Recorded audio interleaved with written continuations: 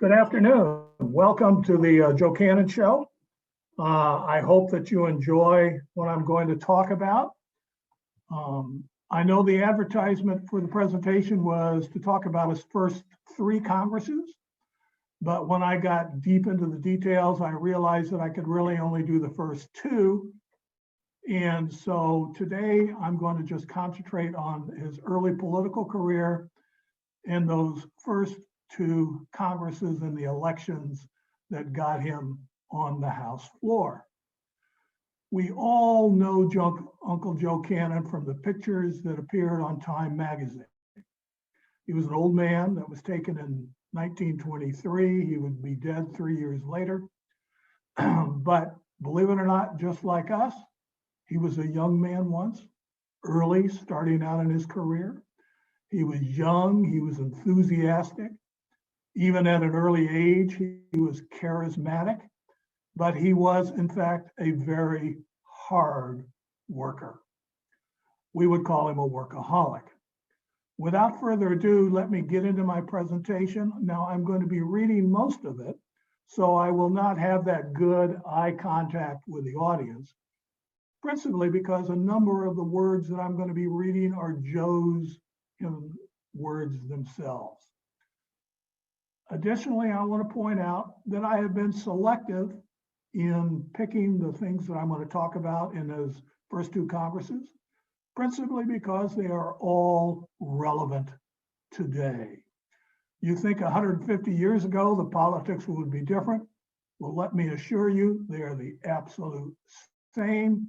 And I think when you hear Joe Cannon's words, you're going to have a different perspective of him when you drive through Danville or look in the records and see the old man, because he was a young man concerned about the rights of all Americans, and he worked to establish and protect them. Without further ado, let me start. Cannon was born in 1836. He was the third of four sons of Horace and Julie Elma Cannon, a birthright Quaker, born in North Carolina and immigrated with his family to Indiana, ultimately settling with them in Park County, Indiana in 1842.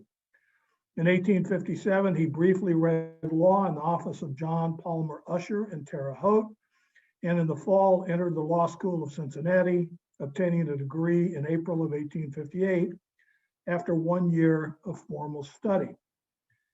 Cannon settled in the spring of 1858 and practiced law in Shelbyville, Illinois for a year until his financial failure required a fresh start in Tuscola, Illinois. Cannon, by the way, attended the Lincoln-Douglas debate in Charleston. In 1860, Cannon received the Republican State's Attorney's nomination in the Fourth Circuit by default because the circuit was heavily Democratic. In his acceptance speech, Cannon stated his commitment to the Republican Party. Gentlemen, I thank you for the honor conferred. I would rather be a doorkeeper in the house of my God than to dwell in the tents of wickedness. I may not beat my able opponent, but I will make him understand there is a God in Israel, and I will keep him busy during the campaign. If any of you know anything I can do for the Republican Party, I am at your command. I think we now know which party he was a member of. Cannon lost to Charleston's J.R. Cunningham by about 800 votes. The circuit also gave a majority of about 800 votes for Democratic Stephen Douglas over Lincoln. Cannon was always proud of the fact that the very first election he ran in, Lincoln was at the top of the ticket. Since the Republicans won the Illinois General Assembly in 1860, in February 1861, it restructured the Illinois Circuit Courts to include new circuits because of the increased caseload in the booming economy of Illinois. One of the new circuits was in East Central Illinois, the 27th. Creation of the 27th was designed, or to use today's term, gerrymandered, based upon the Republican vote in the 1860 election to be a Republican circuit. A special election for state's attorney in the newly created 27th Circuit was held at the beginning of March, with a canvass lasting barely 2 weeks. Cannon ran against Vermilion County's Robert Bruce Lehman. They pronounce it Lemon. He was a first cousin of Ward Hill Lemon. The counties within the circuit from 1861 to 1868 included at various times Ford, Champaign, Douglas, Vermilion, Coles, and Edgar counties. Cannon, as I said, ran as a Republican. With all of the other counties in the circuit evenly splitting their total votes between the candidates, Vermilion County's 173 vote majority for Cannon delivered the election to him. Where did that majority come from? It was the voters in the Elwood and Georgetown townships that delivered for Cannon. In 1861, there were 2 Quaker meetings in that part of the county, Elwood and Vermilion Grove. The majority of the Quaker residents in Vermilion County resided in those townships. Many of them remembered Cannon's parents when they would come over from their Quaker meeting in Park County to visit with them. Cannon's majority in Elwood and Georgetown townships was 150. With a circuit-wide majority of about 160 votes, and these 2 townships delivering a majority of 150 of Vermilion County's 173 vote majority for Cannon, it is arguable that the Quakers played the material role in electing Cannon to his first political office. These 2 townships, by the way, would continue to deliver substantial majorities for Cannon in his future campaigns. In 1864, Cannon was reelected as state's attorney in the 27th Judicial Circuit with a majority of over 2,000 votes. In 1868, Cannon retired from politics and began the full-time practice of law in helping his brother in their business interests in Douglas County, including the private banking house of Wythe, Cannon and Company, which was under the management of Cannon's younger brother, William. The new Illinois Constitution was adopted in 1870. Cannon considered running as a Republican for state Senate, but withdrew when he realized James Langley of Champaign had the inside track. Cannon's speech withdrawing his name from consideration once again revealed his commitment to the Republican Party and its success. His speech was summarized in this way by a newspaper. Mr. Cannon came before the convention and said he would claim the right to withdraw his name. He had witnessed the disposition on the part of some of the delegates to make a close, warm, personal contest in the matter of the nomination, as it was then pending. He was a Republican, every inch of him, and he felt too deeply the interests of his party to suffer himself to become a bone of contention in an assembly like that before him. He therefore thanked friends for their assistance and support and begged leave to withdraw his name. In 1871, the Illinois congressional districts were reorganized based upon the 1870 census, and the newly created 14th congressional district consisted of Macon, Piatt, Douglas, Coles, Champaign, and Vermilion counties. Cannon represented these counties in his first 5 congressional terms.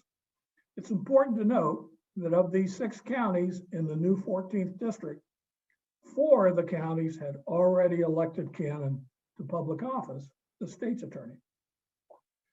His first campaign was in 1872. The essay that I wrote analyzing it is called "A Star in His Course, the First Congressional Campaign of J.G. Cannon." As Cannon recalled in his memoirs, the charms of the law did not claim all of my attention for long, however.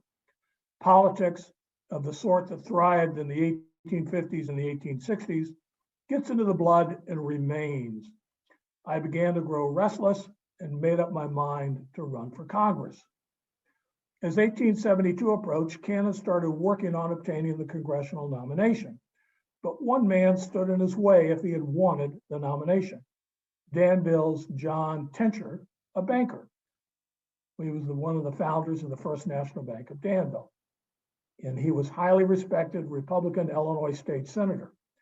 Tincher died unexpectedly in December 1871, and Cannon shortly thereafter appeared in Vermilion County, probably exploring his possibilities for obtaining the nomination among his Republican contacts from his years as Vermilion County State's Attorney. As the campaign season approached, Cannon's work with the district's Republican papers also began to bear fruit. On April 4th, 1872, the Danville Commercial suggested its choice of Cannon by reprinting the Cannon endorsement from Macon County. Now, understand, this is Macon County.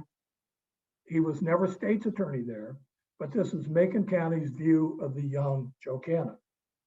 In looking over the district, we have been unable to find any man who, in our opinion, would be so likely to harmonize every element of the party or would add so much strength to the ticket as the Honorable Joseph G. Cannon of Douglas County. He is a young man.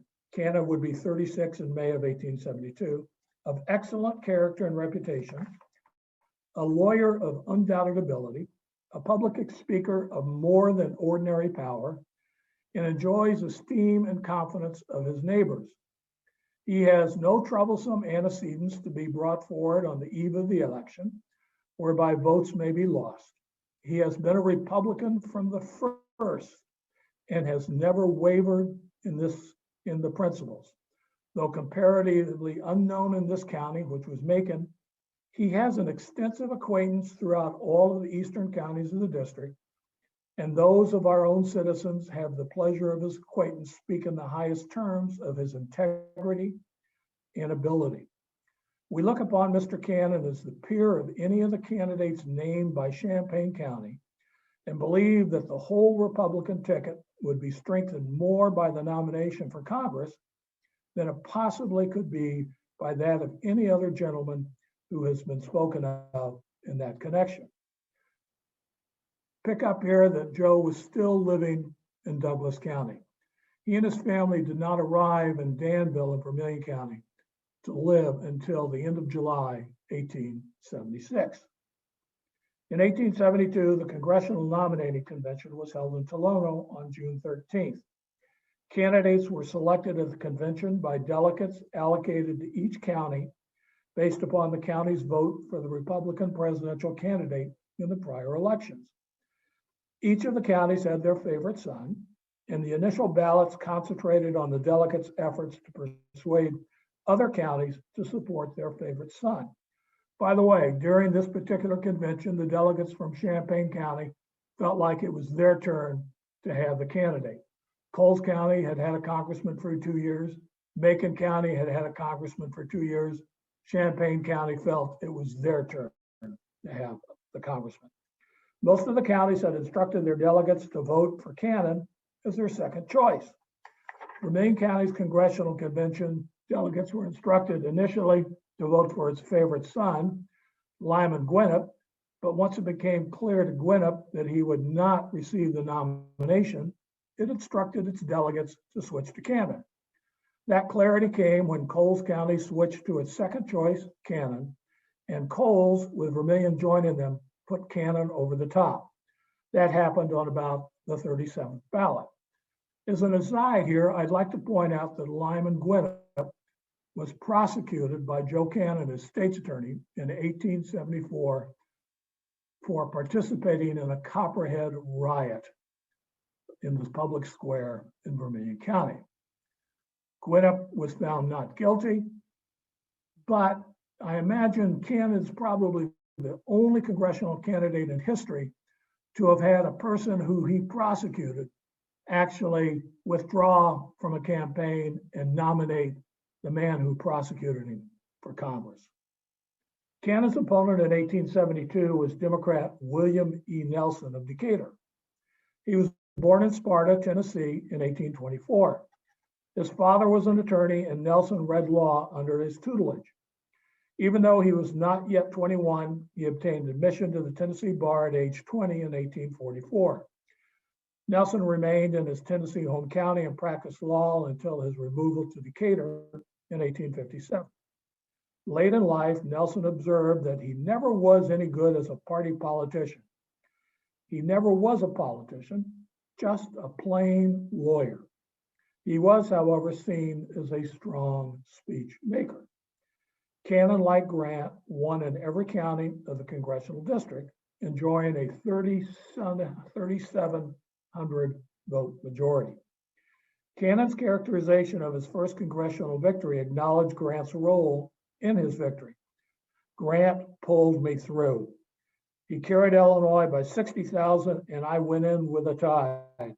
Or perhaps it would be better to say that the victory of that year, 1872, was due to the common sense of the American people, their revulsion against insurgents and reformers and progressives, and their dislike for seeing mud thrown at a president.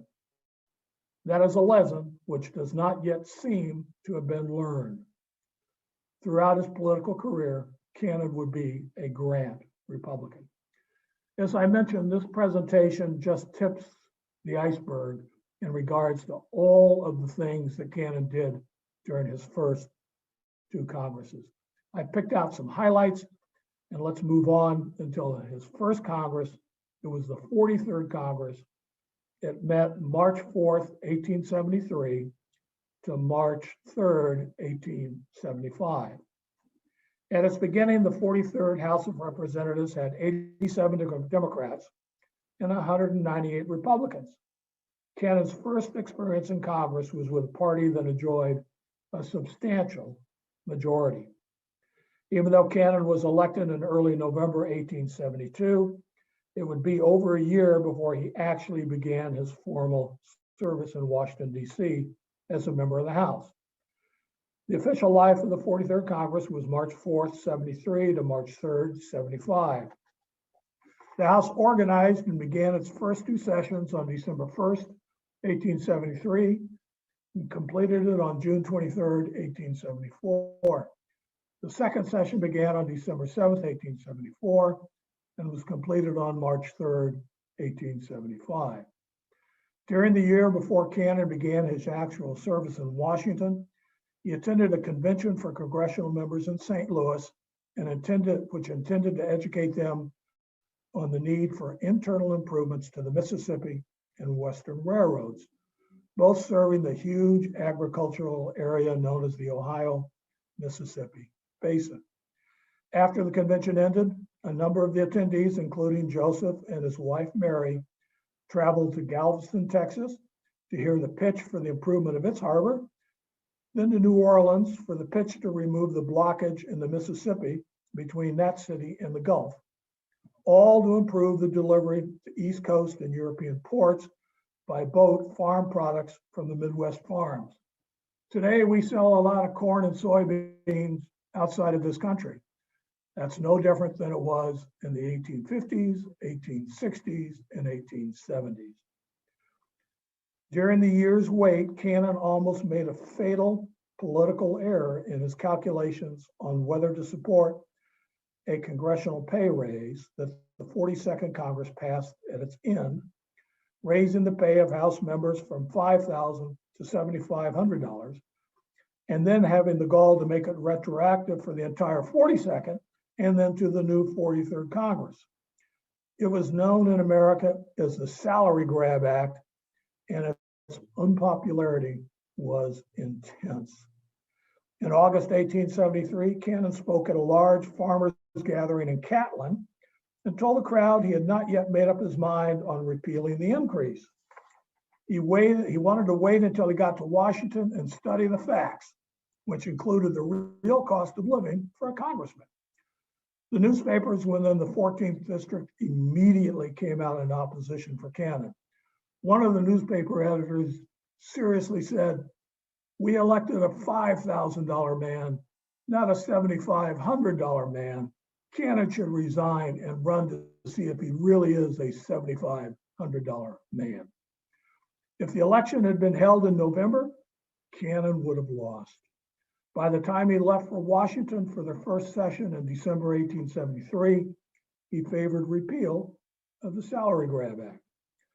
What would become the custom and practice of Cannon and his wife Mary would join him in Washington during the social season, which was January through spring. They resided during his first several Congresses at the National Hotel at the northeast corner of Pennsylvania Avenue and 6th Street. Today, it would be across the street from the north entrance to the National Gallery of Art. It was an easy walk to the Capitol for Cannon. Mary Cannon played a key role until her death in 1889 in developing political and social contacts during her residence with Joe in Washington.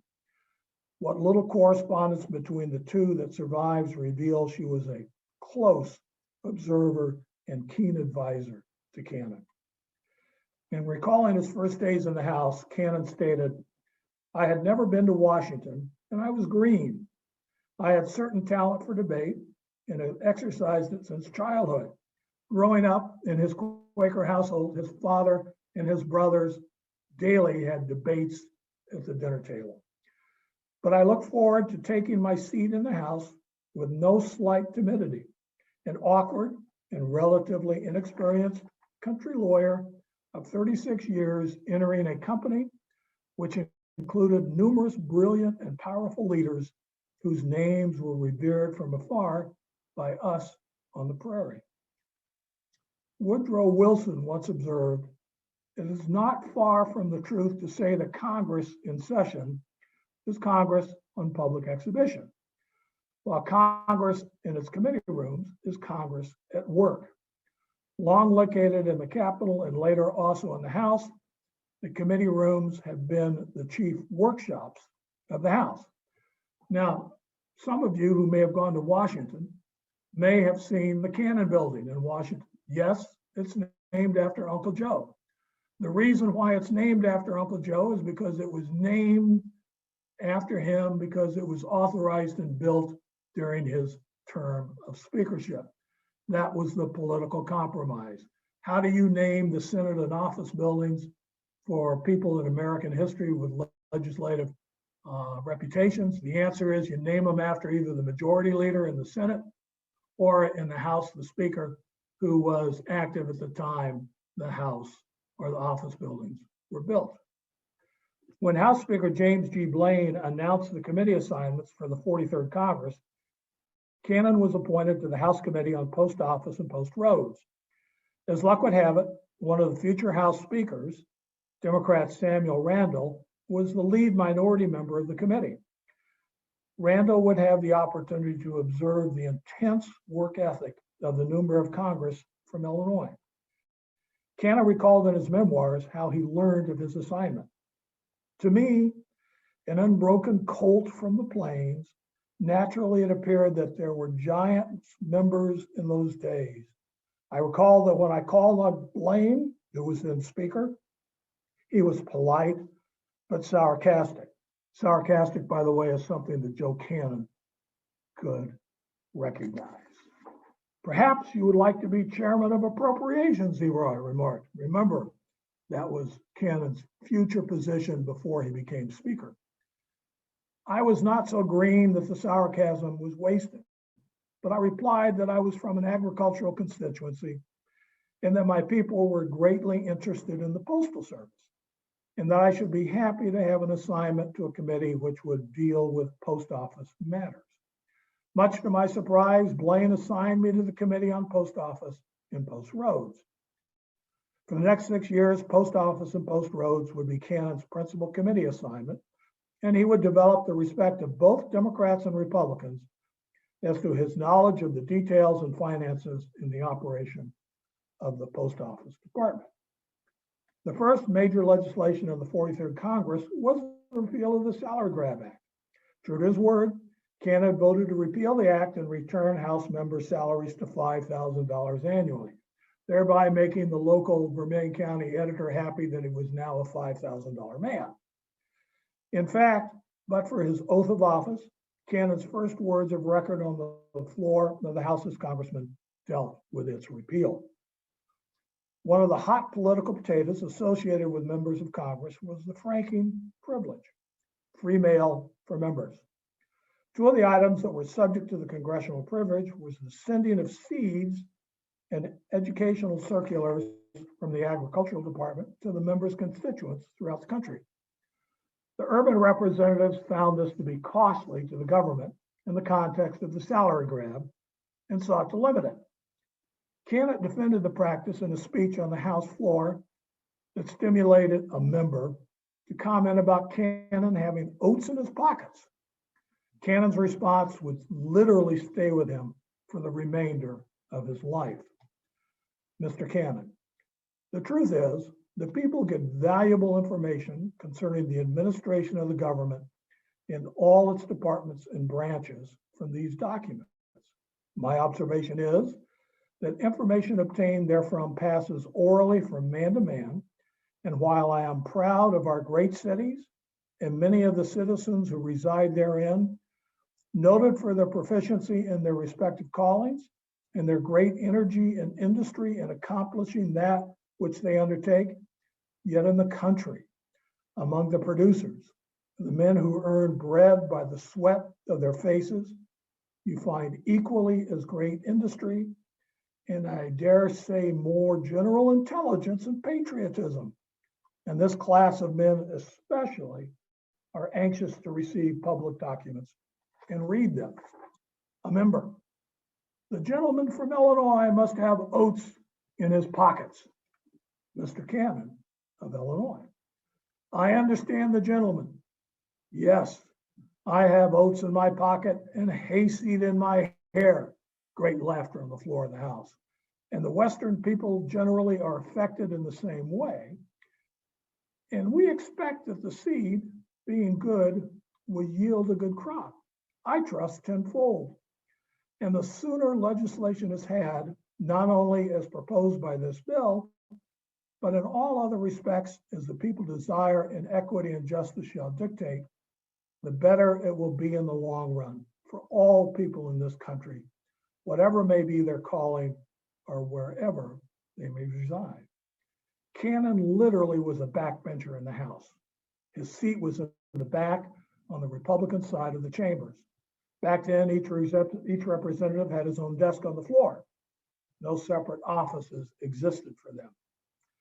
Cannon's rise to a higher profile committee, if only temporarily, occurred in December 1875, when he was appointed by Speaker Blaine to the Select Committee upon the condition of political affairs in the state of Alabama.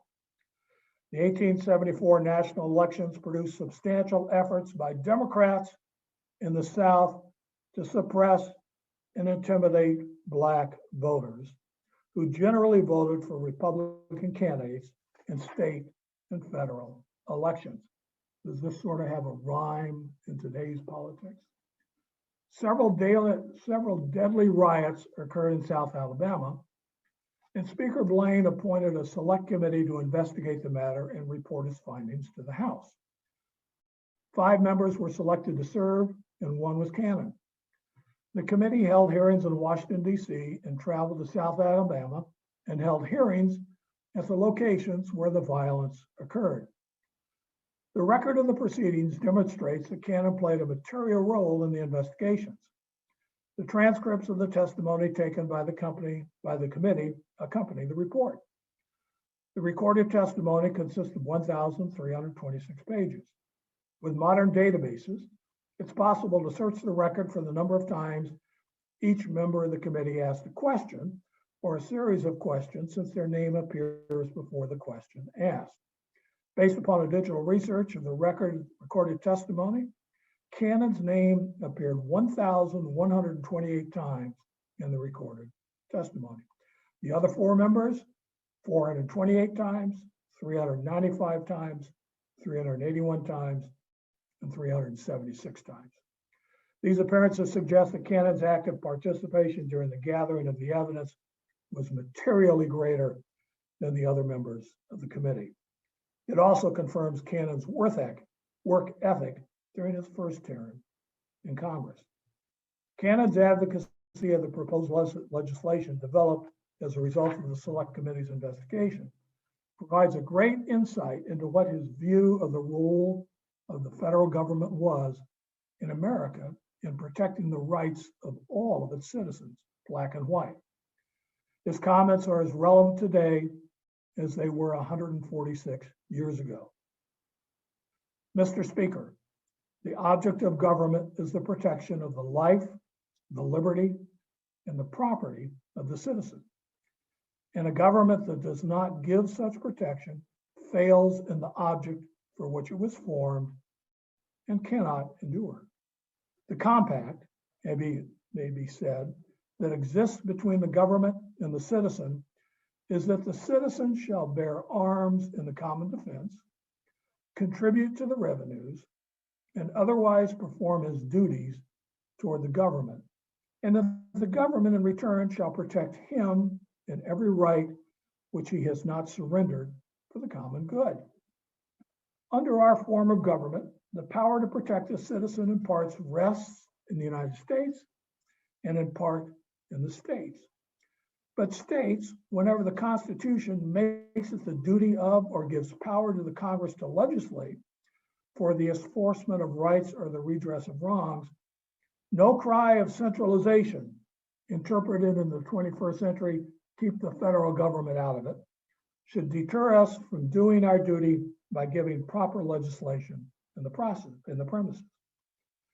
The prejudice against the Negro as a free man and as a citizen and the exercise of his rights as such, which was born in slavery, still exists in the minds of a large portion of the people of the South, especially the Negro, grateful to the party under whose lead he has been made free, refused to vote with a party which had tried to practically re-enslave him after the war.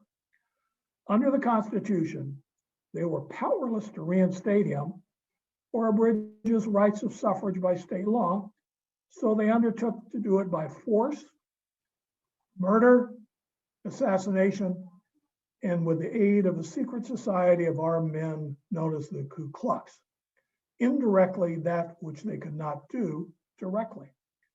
In other words, to practically nullify the Constitution of the United States and the states, and the heart sickens when we read the testimony taken in the Ku Klux investigation in 1871 by a joint committee of Congress. The states were powerless to protect the freedmen and white Republicans, or having the power did not choose to exercise. The testimony further shows that as a rule, white Republicans, whether Northern or Southern born, Federal or Confederate soldiers, rich or poor, educated or ignorant, honest or dishonest, with their families, are ostracized socially at the fireside, in church, in the school, and prescribed in business, and in many portions of the state that their lives are unsafe. To make a long story short, that for white Republicans who dare to exercise the rights of freemen as citizens of the North, exercise those rights, Alabama becomes for them a hell on earth. In conclusion, I want to say in all kinds to gentlemen North and South that in my opinion, there neither can nor ought to be peace and prosperity until all citizens, as a rule, wherever they may be throughout the Union, are equal before the law, in fact, as well as in theory. And let it be recollected, and I want to emphasize these words of canon, that he who constrains suffrage by intimidation or otherwise, the people being sovereign, remember the Constitution starts, we the people, commits a crime and its consequences akin to treason, sapping the very foundation of the government, injuring not only the elector intimidated, but all the people of the Republic. Fall of 1874, Joe's second campaign. Since Congress is convened in their initial session, absent a special session, a year after the election of its members, when the first session ended and before the second session would begin, House members would return to their districts and promptly face their renomination and re-election to the next Congress in the fall. So Cannon would have finished his first session in Congress. He would have come back to East Central Illinois. he would have had to run for his second Congress before he even began the second session of his first Congress. When Cannon returned to the 14th District after the first session of the 43rd, he faced some musings in the newspaper as to his renomination. There was some speculation as to who might challenge him within the Republican Party, but in the end, at the Congressional Nominating Convention in Tuscola in August 1874, Cannon's opposition had melted and he was renominated without any opposition. 2 consecutive terms for a congressman in East Central Illinois had been the norm since 1860. In 1873, while Cannon was marking time, waiting for his first session of his first Congress to begin, Illinois experienced the growth of the Granger and farmers movement within its political petri dish. Farmers, upset with the effects of the high cost of transporting their farm products, saw their economic and political opponents as the railroad monopolists and businessmen of America, who were generally Republican. Cannon saw this political movement growing in his home state and warned the farmers at a speech in Catlin in August 1873, "I see before me a great many of you who belong to farmers, clubs, and granges. I bid you Godspeed. I do not see why you should not continue to better your condition. It benefits you, and hence it benefits others. When you prosper, others prosper. So important is the position of the farmer that all else is a mere show in the comparison. Now, as to forming a farmers' party composed of farmers only in favor of class legislation is a thing that can't be done. Gentlemen, the farmers do not want to form a party. The croakers and the soreheads are urging a party formation to serve their own mad schemes." This would be a third party in addition to the Democrats and the Republicans. Cannon's comments in August came shortly after the elections for new circuit judges throughout the state and 2 Supreme Court justices. Illinois Supreme Court Justice Lawrence sought re-election to the court, but he had recently authored an opinion that the farmers saw as too favorable in limiting state legislative authority to regulate railroad rates. Shortly before the beginning of summer, Justice Thornton announced his retirement, so his position on the court opened up too. The judicial elections that summer demonstrated that the farmers' movement, known officially as the Independent Reform Party, had real substance and was more of a threat to the Republican Party than to the Democrats. Cannon argued every time he could, like he did at Catlin, that the farmers should stay with the Republicans and not drift over into the farmers' movement party, or even worse, to the Democrats. Cannon would have watched the results of the 1873 judicial elections as a barometer for what he might face in 1874. Chief Justice Lawrence lost to an Independent Reform Party candidate. The election of O.L. Davis, Oliver Davis, who was elected circuit judge in the 27th when Cannon was first elected state's attorney, augured well for Cannon. Davis ran as an honorable man, incorruptible, true to his profession's ethics and beliefs, and he did not pander for the votes of the farmers. Davis won in the 3 eastern counties of Cannon's congressional district. A real concern for Cannon must have been in the results in the 16th Judicial Circuit, which included the other half of his congressional district, Champaign, Piatt, and Macon counties. It voted for the Independent Reform Party candidate who espoused, some would say openly pandered to, the farmers' clubs and grangers for political change, even though he was seeking judicial office. The fact that Champaign County, reliably Republican, gave him a 1,200 majority must have raised Cannon's eyebrows as for his prospects in the 1874 election. In 1874, the Independent Reform Party nominated James H. Pickerel of Macon County for Congress in the 14th District. The Democratic Party, despondent over their huge losses in 1872, chose not to nominate nor endorse any candidate, but suggested its members support Pickerel. Cannon received the nomination as a matter of routine. Pickerel was born in 1834 in Sangamon County, his parents having immigrated there from Kentucky. As Henry grew into his teens, he became fascinated with the breeding and marketing of shorthorn bulls. By 1874, Pickerel was a nationally known and wealthy breeder and dealer in thoroughbred shorthorn bulls. He was also a member of the Board of Trustees of the Illinois Industrial University in Urbana. He dabbled in politics in Sangamon County and became active in the independent farmers movement. Pickerel was not an avid campaigner, not good on the stump, and by the fall, he was campaigning to all the fairs he could attend with his champion bull Breastplate with him. Farmers and their families came to see Breastplate and endured Pickerel's speeches.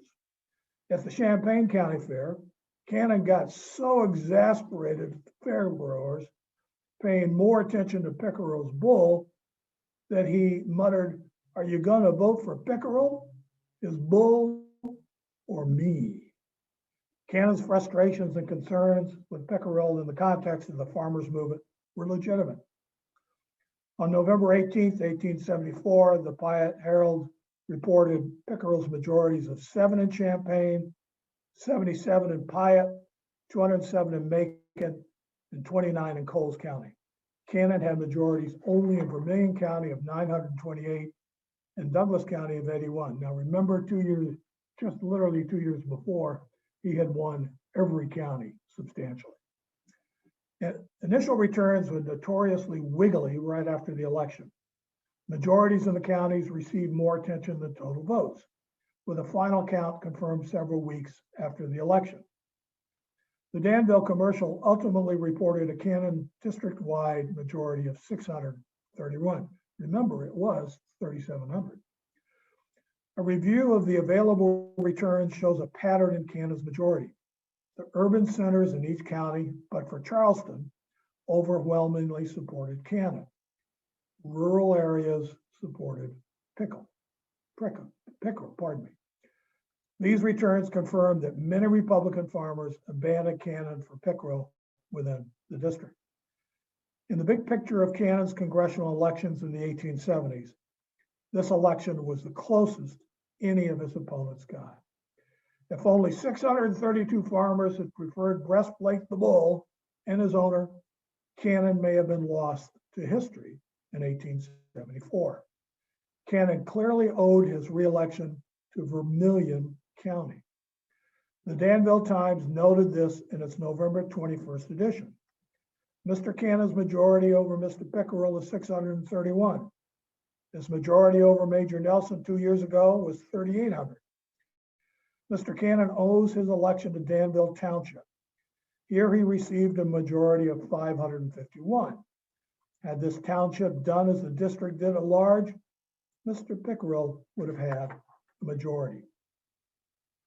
One newspaper reporter made an acute observation of Cannon on the stump during this campaign. Mr. Cannon looks weary and worn. He is evidently doing some hard work in the canvass. He does not appear to be certain of the election, but speaks with considerable confidence. This obfuscation is prescient. Cannon took a trip to Paris and London in the fall of 1875 after the end of the second session of the 43rd, but before the beginning of the 44th Congress, under the advice of his physician, due to dyspepsia, a condition that he had been suffered for over a year.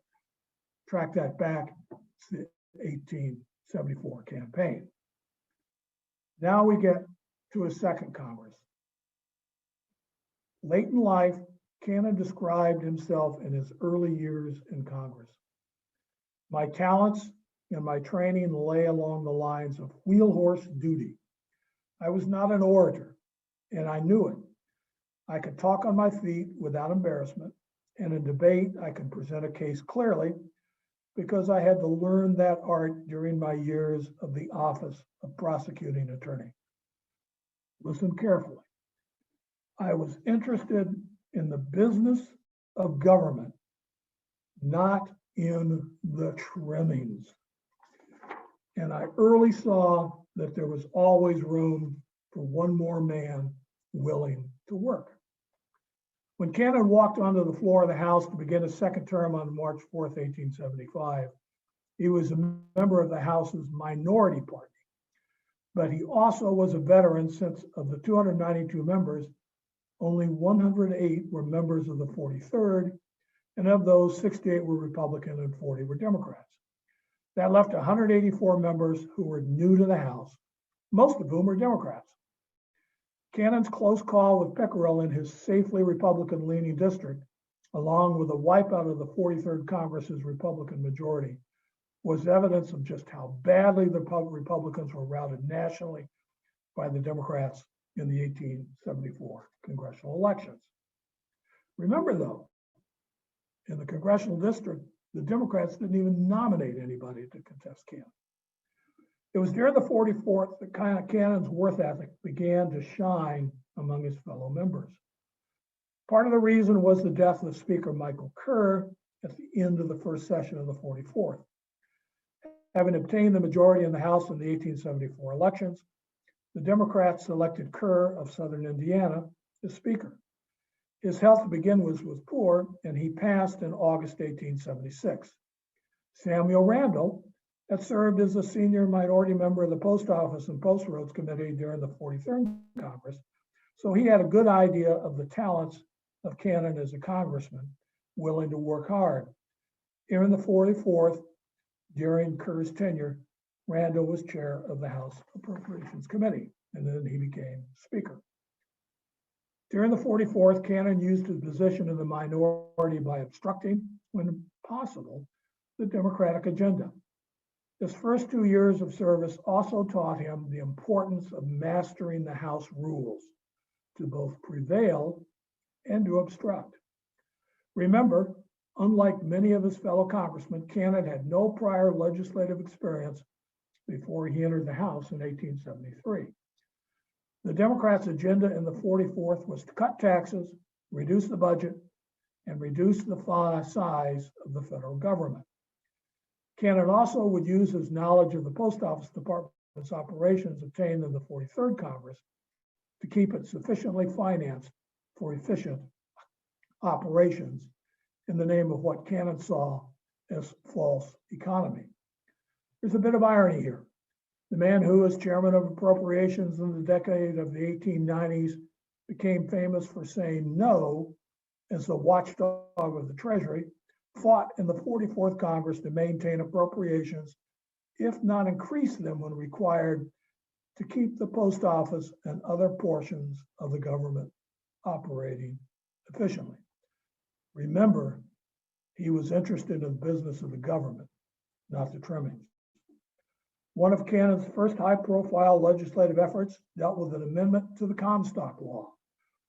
42nd Congress, under the lobbying of Anthony Comstock of New York, enacted legislation to prohibit and penalize the mailing of obscene literature. It was designed to suppress the trade in and circulation of obscene literature and articles of immoral use, and provided penalties of fine and imprisonment for selling or advertising indecent books, pictures, or articles of medicine for immoral use, and likewise their conveyance in the mails or depositing them in or taking them from any post office.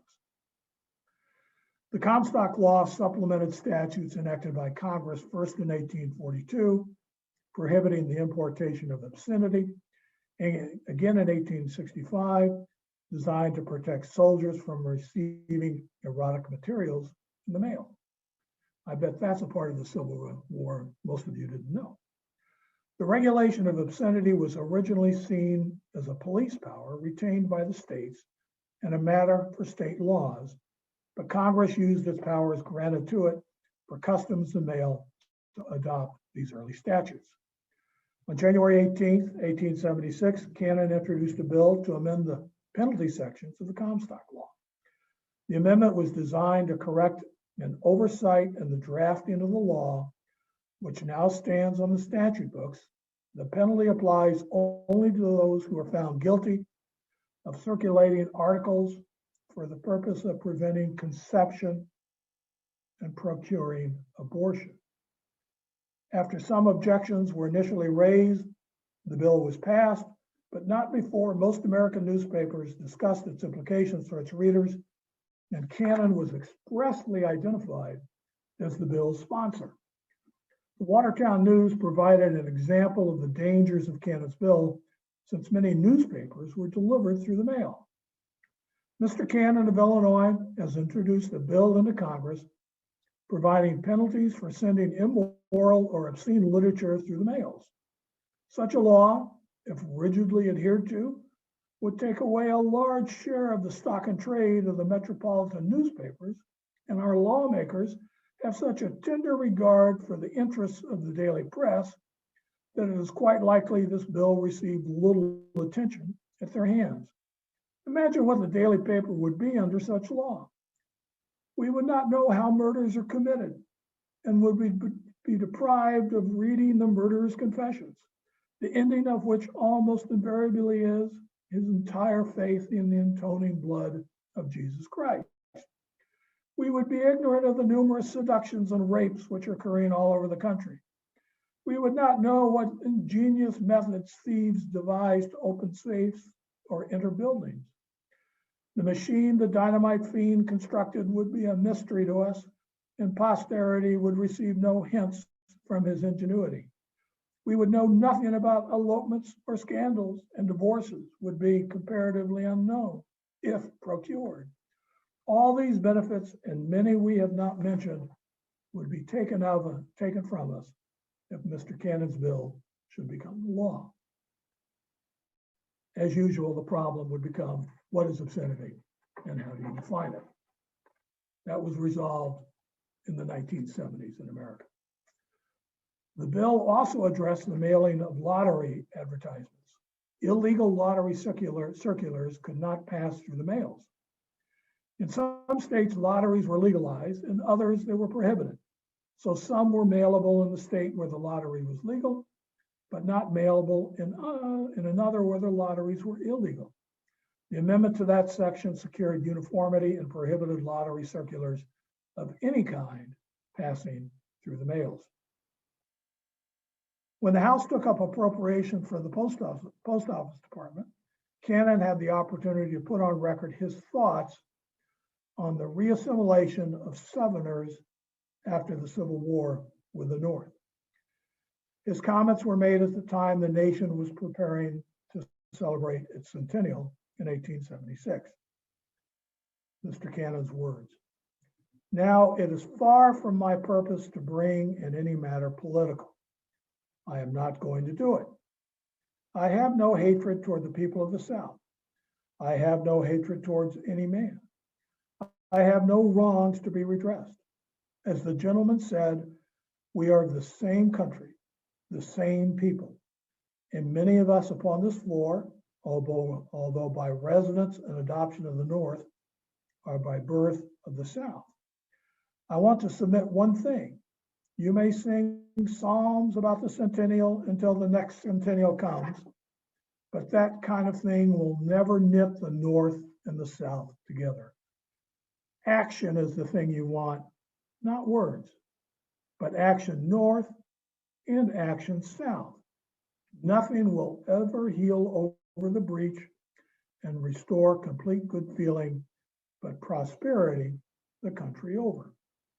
At this point, Congressman Atkins, a Tennessee Democrat, asked Cannon, "How will you bring it about?" Cannon: "I was about saying that nothing will ever heal the breach and restore complete good feeling, but that prosperity the country over, South as well as North, which will come and come only from the establishment of a general Republican," and that's with a little r, "in substance as well as in form, the hearts as well upon the lips of the people in the South and the North.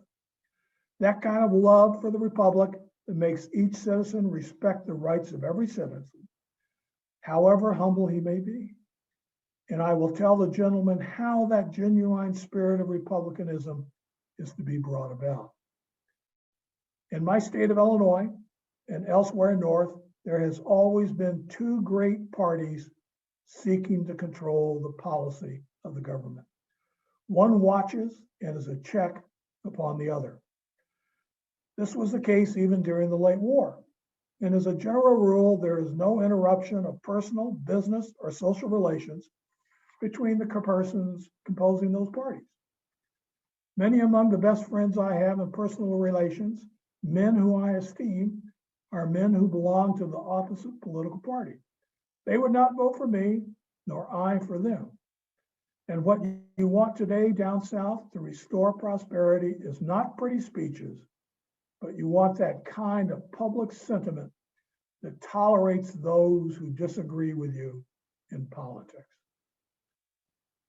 The role of the Appropriations Committee in arbitrarily modifying provisions to appropriations bills developed initially by the separate committees responsible for the direct oversight of the government operations bothered Cannon. A deadlock between the Democratic House and the Republican Senate in finalizing an appropriations bill for the operation of the government gave Cannon the opportunity to express his objections to the process. It also gave him the opportunity to attack the Democrats in their hypocritical wastefulness while criticizing the Republicans for their wastefulness of taxpayer funds. It also illustrates Cannon's developing debate style of using sarcasm to make his point. Mr. Cannon of Illinois, thank you. I will only take a moment or two. Now then, do you want to know how to get rid of this deadlock between the House and the Senate? I will tell you. Let the Committee on Appropriations go to work and adopt the recommendations of the various appropriate committees of the House, touch upon the matters of general legislation upon these bills, and the members of the House, in good faith, in the interest of due economy, do what their better judgment tells them is right and proper, and not depend upon the Senate to correct known errors of the House. In other words, let us be honest politically and do as well as we know, and in less than 30 days, this deadlock will be completely broken. The legislation of the session accomplished, and the country not only satisfied, but rejoice that we have honestly performed our duty and adjourned. Just to be certain, the shutdown of the federal government is not a modern event. Now then, a word in supply to the gentleman from West Virginia, the chairman of the Committee on Commerce. I was amused and surprised at his remarks. It has got to be fashionable for some gentleman on that side, the Democratic, in season and out of season, to accuse this side, the Republicans, of holding up the bloody shirt, as they call it. Now then, who on this side of the House has spoken the bloody shirt that appears to haunt the gentleman from West Virginia? The gentleman from Iowa and from Illinois have ably, and so far as I noticed, correctly arraigned the other side of the House for some attempted, hasty, and ill-advised legislation, and claimed that is not in the interest of true economy. Whereupon the gentleman from West Virginia accuses this side of the House of being opposed to retrenchment and economy, and travels out of his way to denounce us as trying to evade the true issues by holding up the bloody shirt. Now let us see how much he, the chairman, favors economy. The gentleman hails from that great mountain state of West Virginia, with its magnificent rivers, splendid coasts and harbors, upon whose waters float numberless ships engaged in prosperous commerce. At least one not acquainted with the mountains of West Virginia would think so when he reads the River and Harbor Bill, which passed this House appropriating $400,000 for rivers and harbors of West Virginia, and only $10,000 for the Charleston Harbor and many other real harbors in proportion. Yet that the future historian may not be misled as the maritime state of West Virginia, and to illustrate the economy of the gentleman from West Virginia, as well as of this Democratic House, let me state that there is scarcely a branch or river in the whole state of West Virginia proper to which this appropriation applies, but what a small man can throw an elephant across by the tail. Let me further state that the bill was reported by the gentleman from his committee on Monday and passed by a 2/3 vote of the Democratic House, so that all debate or even power to protest, except by a vote of no, was cut off. In the light of this record upon the part of the gentleman, he grows red in the face, violent in his gesticulations, and with loud voice thunders his anathemas against this side of the House for obstructing his onward march to economy and reform. Throughout Joe's tenure as a congressman, his political tax would be covered in sarcasm. It was his favorite debating technique. And when you can think about it, it can be very effective, but yet not cut to the quick of the person of whom he's criticized. For years, I've said just outside of Chicago, there's a place called Illinois. Turns out Cannon, a downstater like us, had similar beliefs, which he expressed when he fought what he saw as democratic wastefulness in public building appropriations in Democratic districts, yet not providing anything for the growing metropolis of Chicago. It also allowed Cannon to share his frustrations with us in the 21st century of what it was like then and remains today, being in the minority in the House. I am therefore in favor of the amendment to provide money for a Chicago building of the gentleman from Chicago for several reasons. One reason is that I have been on this side of the House protesting against the cutting down of appropriations ever since I have been here this year. And I believe I have been beaten every time.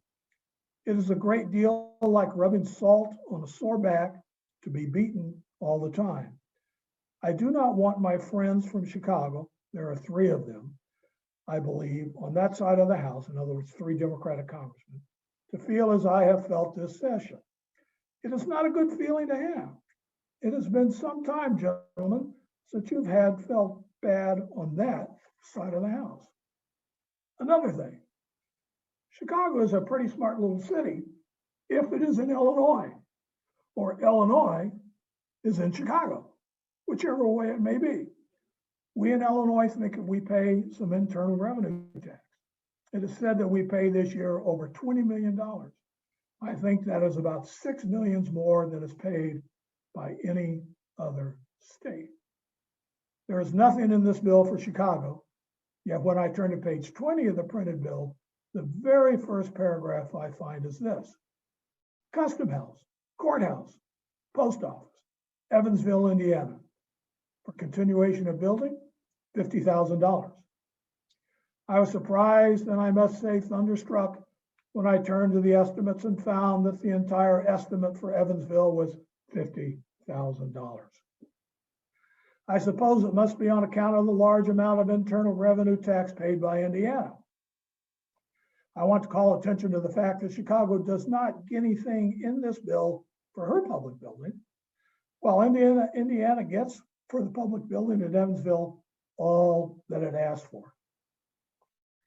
Now, I have no doubt that that is a mistake, but I want to call the attention of the Committee on Appropriations to it, especially the attention of the gentleman from Indiana, Mr. Holman.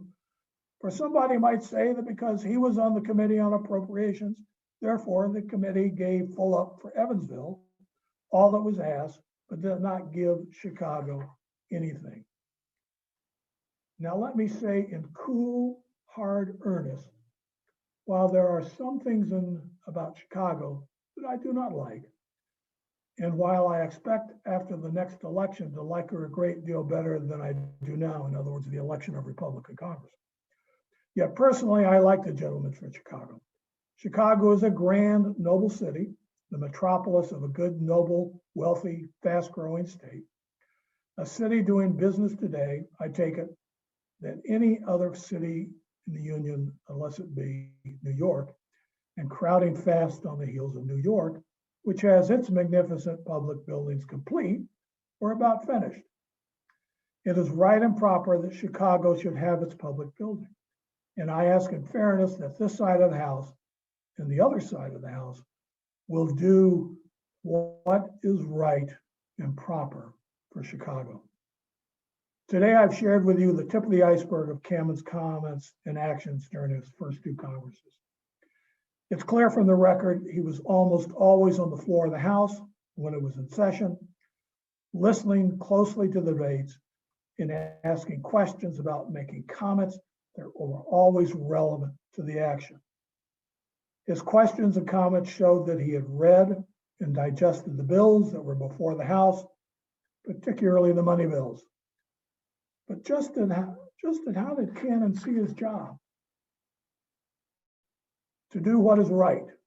That was Cannon's mantra. In 1878, in an acceptance speech for his renomination on the site where Grove Tavern is in Champaign, he said these words about what his role as a representative was. A representative should have the intelligence to discriminate between true and the false, the proper and the improper object for an appropriation, the measure of national importance, and that which is not a mere raid upon the Treasury, and then should have the firmness to support the proper measure and the combativeness to impose the improper measure to the bitter end. His efforts in the House during his first two Congresses confirm that he practiced what he preached. That's technically the end of my presentation today, but I do sort of want to give a tease because the next Congress and the next two elections for Cannon present some fascinating Danville history. He and his family moved here at the end of '76, July '76. His opponent in his next election was a man by the name of John Charles Black. Black, with his brother, were the first two brothers to win the Congressional Medal of Honor out of the Civil War. John Charles Black, a lawyer, went on to a national reputation. He became congressman in Chicago, but he always considered himself from Danville. He was the stepson of Dr. Fithian and grew up in Fithian's household. Black and Cannon did not like each other. Black ran against him twice. The first election in 76 was nasty. The next one in 1884 was even nastier. And for that reason, the two did not get along. Accordingly, when I go out to Spring Hill Cemetery, I always get a smile when I go visit Black on Memorial Day, because his grave is within eyesight of Cannon's. And when you stand next to Black's grave, you notice that his high ground is just a little higher than Cannon's, like you would expect a good general from the Civil War to have. The second election in '78 brought opponent Malden Jones from Douglas County, but that's not critical for Danville history. The man who's of really importance for that is a man by the name of Phocion Howard.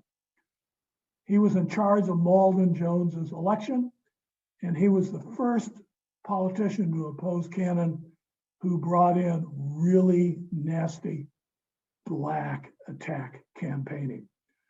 And during that campaign, the Danville Post, which was his newspaper, published week after week after week nasty allegations against Joe and his brother William. And it was a fascinating campaign to analyze and study, because Phocion Howard, who had a national reputation as a journalist before he got here, ultimately moved to Danville and resided here from 1879 until his death in 1993. A remarkable man in journalism history, a man who is now forgotten in Danville history.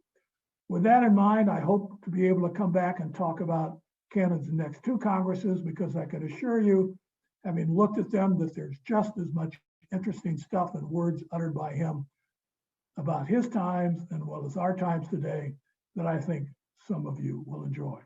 Thank you very much for listening, and I guess I can open it up to questions if you have any.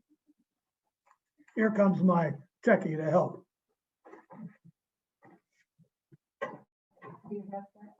Do I have chat open? No. I'll let you deal with it. Hi, everybody. I'm glad you got to join us today. Do you have any questions? Please put them in chat.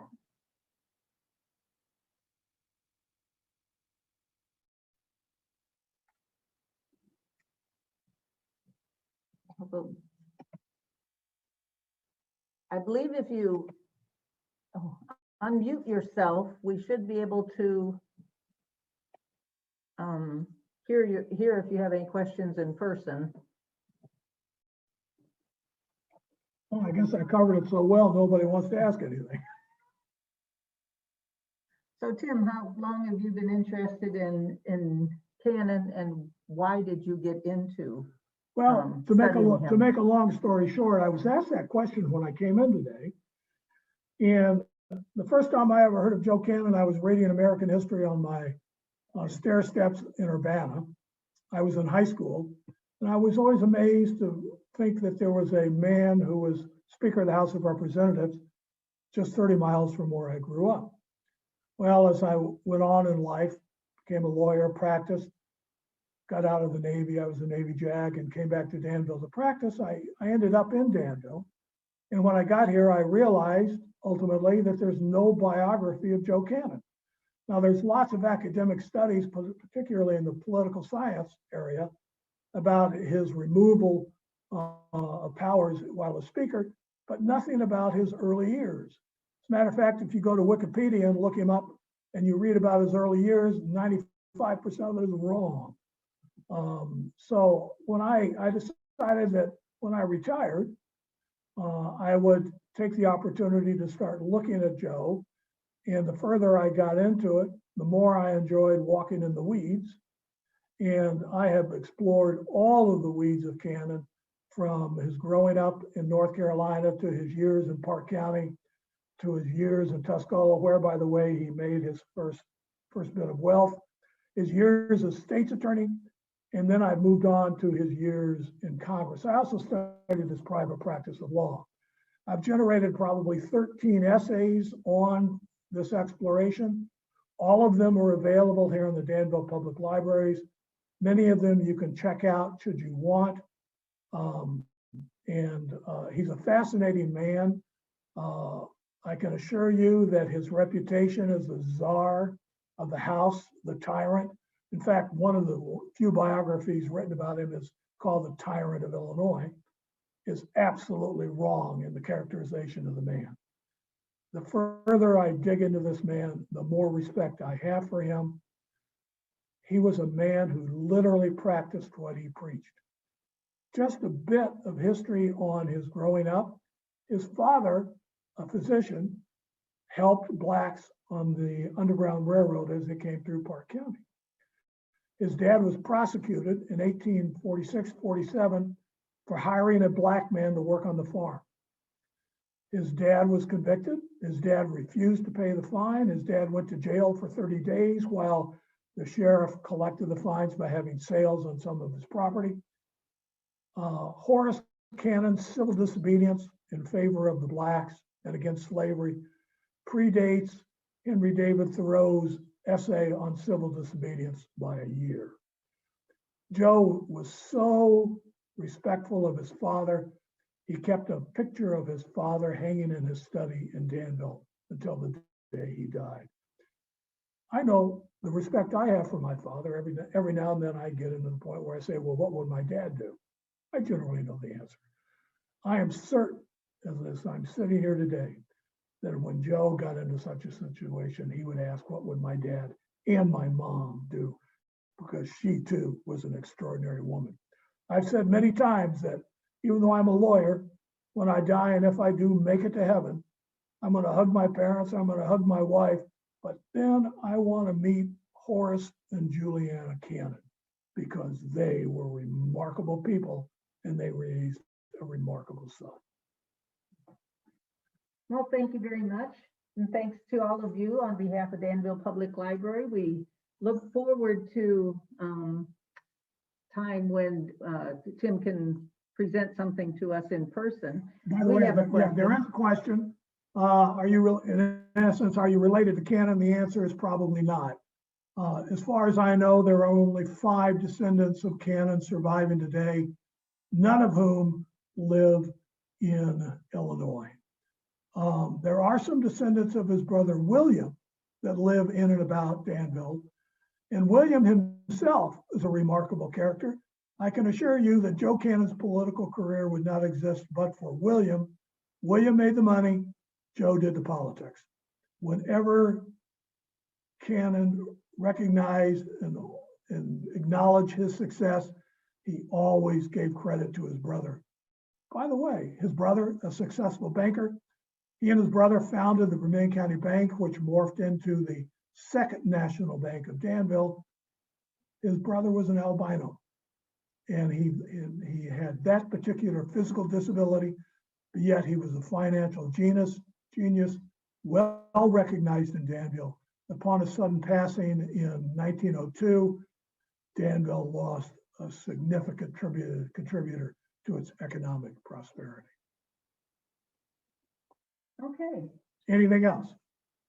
there's no other questions right now. This recording will be available on the Danville Public Library website on our YouTube channel. There's a link to YouTube on our the website up in the upper left-hand corner, and it will be available next week sometime, I think. We thank you for attending and hope everyone has a great weekend. Thank you. Thank you very much. Thank you. It's great.